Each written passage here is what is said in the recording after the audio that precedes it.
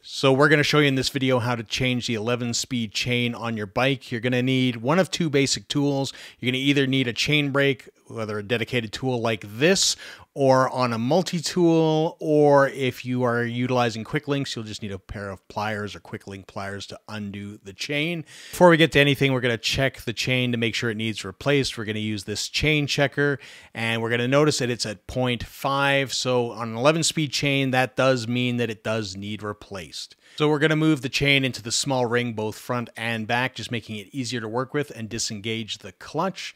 Then what we're going to do is we're going to pull out our chain brake tool. We're going to select the link. Now, if you have a chain that has been put together with quick links, this is where you would just use the pliers and open up the quick link. In our case, we have a chain that was put together with a pin, so we are just going to break the chain.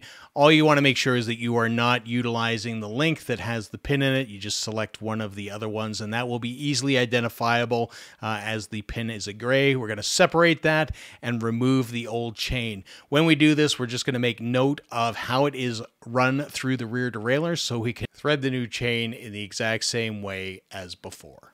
Now, because your new chain will come in a different length than the chain on your bike, what we're going to do is utilize the old chain to measure so we have the exact same size. We are going to break it because we're using a quick link at the inner link.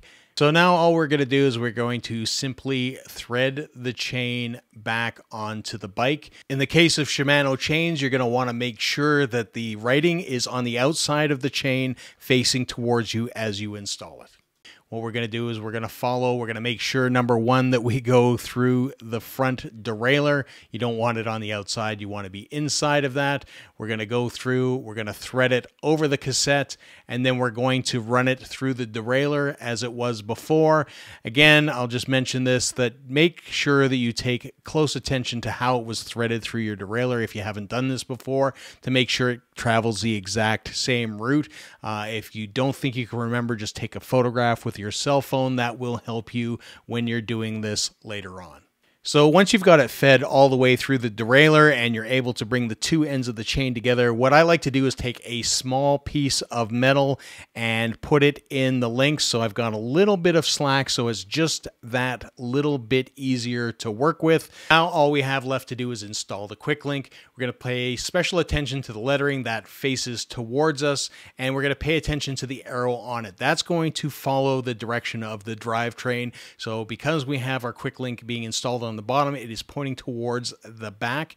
It's following the rotation of the chain. So you're just going to put that on and, pull it as tight as you can. It's not going to snap into place right away. We're going to do that in a second. We're going to remove this piece of wire so we can get rid of the slack. And then what we're going to do is we are going to rotate the chain so it is at the top of the drivetrain. So we're going to move that up to the top, and we're going to put some force on the pedals when it gets up there, and we're going to snap that link shut. And all we're going to do that is by applying some force to the pedals with the rear brake locked, and it should just click into place. Alternatively, if you have a pair of quick link pliers, you can utilize those to snap them together, and conversely, you can use them to snap them apart. But we're just going to use the drivetrain and snap this forward. You will hear an audible click and you are set to go. And before you jump on the road, it is always good to make sure that you are still indexed properly and shifting well, that there are no tight links. We're going to run it through the entire gear system up and down. Make sure everything's good, but that is essentially it. You have now installed a brand new 11-speed chain on your bike, and you are ready to get back out there riding. Thanks for tuning in, guys. As always, remember, like, comment, subscribe, hit that bell button so you get notifications, and until next time, see ya.